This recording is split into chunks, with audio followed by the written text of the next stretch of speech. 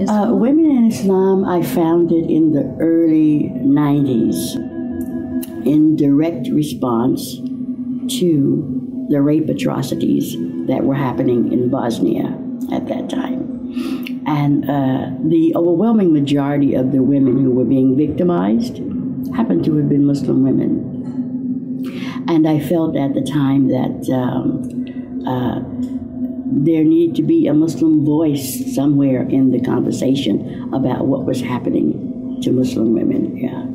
So it was then that I created this organization and really, on some level, forced myself into the conversation about